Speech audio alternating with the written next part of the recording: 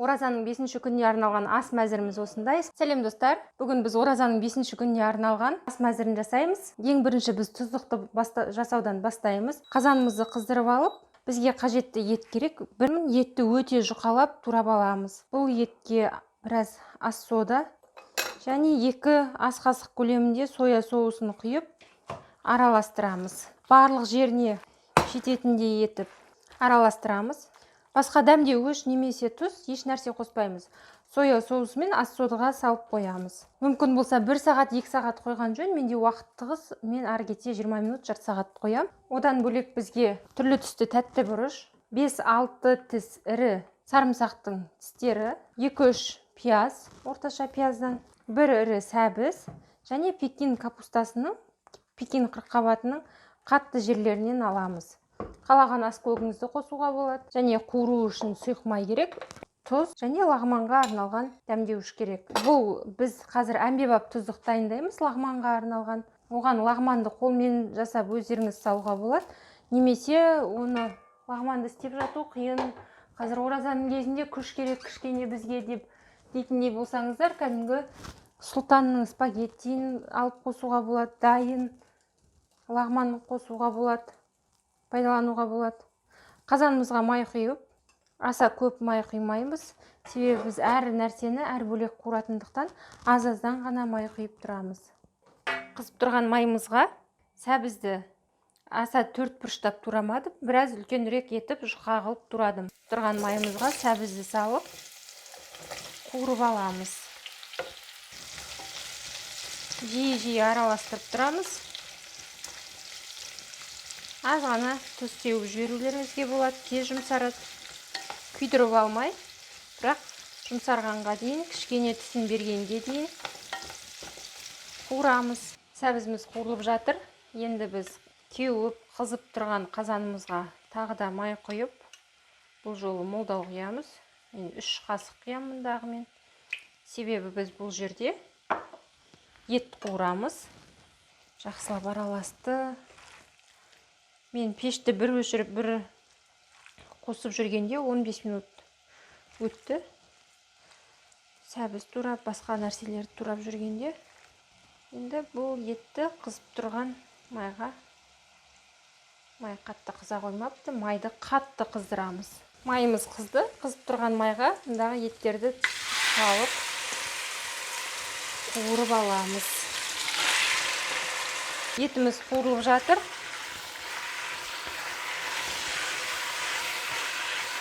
Әбден ет өзінен сөлін бөліп, ағарып, ол бөлінген сөлі қайта тартылғанша қуырамыз. Сол уақытта шамамен 20-25 минуттай уақыт өтеді. Жиі араластыруды ұмытпаймыз, себебі барлығы түгелдерлік қуырылу керек. Сәбізімізді көреміз.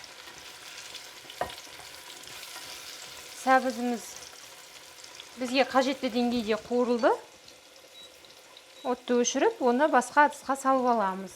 Міндетті түрде темір ыдысқа немесе тастабақ деп айтып жатамыз, сырлы табақтар, немесе мынандай шыны ыдысқа, немесе фарфор ыдыстар бар, сондай нәрсеге салған жөн.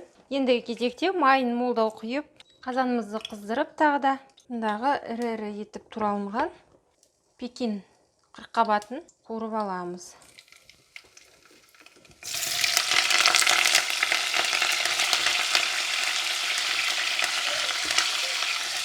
Пекин капустасын ұзақ уақыт қуырмаймыз.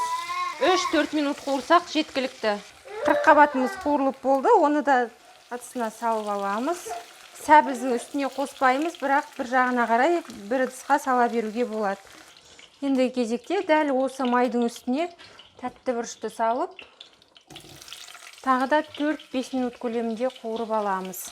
Жиі араластыруды және бетіне бір шымшым тұз салуды ұмытпаймыз. Етіміз қуырылып жатыр. Ол өзінің барлық сөлін бөлді. Еттердің жиырылғандығынан көреміз. Дәл осы кезде бұған тұзымызды салып жібереміз. Кішкене тұз алып қаламыз. Себебі бізде қазір пиязымыз бар, әлі қуырылатын. Қуырылған тәтті бұрышты да ыдысымызға салып аламыз. еті қуырылып болды. Оның бетіне 1-1,5 ас қасық томат пастасын салып, тағы да қуырамыз, ұқсап араластырамыз. Және томаты қызарғанға дейін қуырамыз. Жиі араластыруды тоқтатпаймыз десек те болады, себебі астына жабысып қалмауды қадағалаймыз. Томат пастасы қызарып қуырылған кезде бұның бетіне біз алдын ала турап алған пиязымызды саламыз. Пиязды да бөлек қуырып алуларыңызға болады. Бірақ еттің бетіне пияз қуырылса, еттің дәмі ерекшелене түседі. Енді пиязды қосқаннан кейін орташа отта қақпағын жауып, бұқтырып қуырамыз. Етіміз біраз қуырылды, пияз жұмсарды, сол кезде аламыз да бұндағы қалған лағманға арналған дәмдеушімізді салып жібереміз. Кез келген тұздыққа етті қуырғанда кептірілген розмарин қоссаңыздар, ол да ерекше дәм береді. Немесе кептірілмеген күйінде, көк күйінде қиып қосып жіберсеңіздер сақтап тұрады. Еттің дәмі өте ерекше болады. Пешті 3-ке қойып, су құймаймын. Осы пияздың өзінің сөлі сол ақырын отта 10-15 минутқа қалдырамын. Жабысып қалмағанын қадағалаймын, әрине қайта-қайта көріп. Етімізді тағы бір тексеріп көреміз. Табаны жабысқан жоқ. Әлі суланып тұр. Пиязы әбден қуырылды.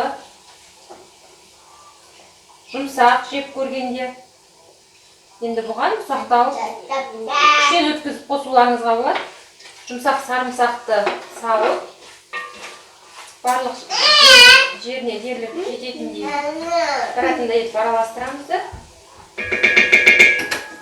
Ақырын отқа 5 минут қойып қоюға болады. Мен пешті өшірем, себебі менде пештің табы бар. Ендігі кезекте бізде салат. Бізге салат үшін бұл атақты оливье салаты, бірақ бұған дейін біздің арнамызда бұл салат ешқашан болған емес. Біз бұл салатты анда-санда ғана дайындаймыз және бүгінгі тамаққа қосып дайындауды жөн көрдім. Бізге қажетті нәрселер 3-4 орташа картошка қайнатылған, сәбіз кішкене, 4-5 жұмыртқа, 5-6 бас тұздалған қияр, 1 кесе үрме бұршақ бола ма қалай, горох. Мен мұндағы ет қуырылып пісіп жатқанда томат пастасын қоспай тұрып ет алып қалдым. Бұның орнына қайнатылған ет, тауықтың еті қайнатылған, үйректің еті деген сияқты кез келген құстың етін қайнатып қосуларыңызға болады. Не жая қосуларыңызға болады. Мен олардың ешқайсысын пайдаланбай, және қақталған тауық етін қосуға болады. Оларды қоспай мен етпен істегенді жөн көрдім. Және барлығын араластыру үшін бізге майонез керек болады. Қаласаңыздар тұздылығы жетіспей тұр деп ойласаңыздар тұз және кішкене қара бұрыш қосуларыңызға болады. Мұндағылардың барлығын 4 бұрыштап ұсақтап турап аламыз. Бұған дейінгі көрсеткен нәрселеріміздің бәрін ұсақтап турап алдық. Жұмыртқа, сәбіз, картошка, ет және тұздалған қияр. Жұмыртқаның барлық сарыуызын турамаймыз, екеуін алып қаламыз. Ол бізге бір езіліп тұрған сияқты болмайды. Неміз салатымыз жеке-жеке тұруына бір септігін тигізеді. Ендігі кезекте бұршақты салып жібереміз. Бұршақтан кейін ең соңғы біздегі нәрсеміз майонезді салу.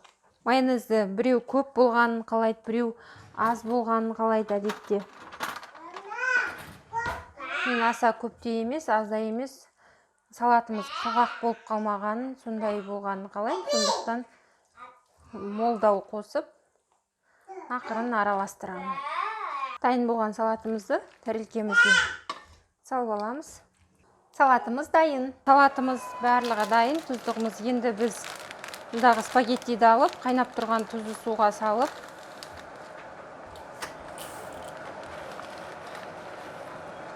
10-12 минут қайнатып пісіріп аламыз. Спагеттиді салғаннан кейін міндетті түрде араластырып тұрамыз. Аралары жабысып қалмау керек. Себебі барлығы бір жерде тұрып қалатын болса, салғаннан кейін бір қайнап кеткенше, бұнда олар түптері бірінші салынған жағы жабысып қалуы мүмкін. Сондықтан жабыспай тұрып, қатты күйінде суға батырылғаннан кейін жақсылап араластырып аламыз. Қалмас үшін мұндағыдай ұстағышты қолдансаңыздар да болады. судан көтеріп алып, қайта тастап тұрасыздар ішіне қарай. Барлық жеріне су жайылды, енді жабыспайды деген кезде қақпағын жауып қайнатуға қоямыз. Спагеттимізді судан сүзіп алдық, пісіріп. Енді бұның бетіне біз бұған дейін дайын болып пісіп тұрған етімізді саламыз.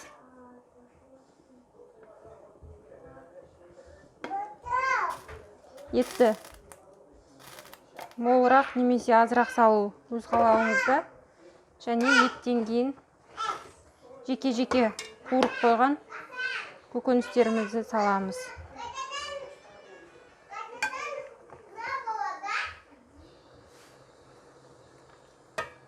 Қабат саламыз. Және бетіне спагеттимізді қайнатқан судан құйып, бетіне қалаған аскөгімізді салып ұсынамыз. Оразаның 5-ші күніне арналған ас мәзіріміз осындай. Спагетти және бетіне тұздық, үлпілдеген өте жұмсақ шелпек. Рецепті мына жерден көре аласыздар. Атақты оливье салаты. Дайындалу тәсілі ерекше. Видеодан анықтап көріңіздер. Және өте үлпілдек бауырсақ. Рецептісін мына жерден көре аласыздар. Астарыңыз дәмді болсын, оразаларыңыз қабыл болсын.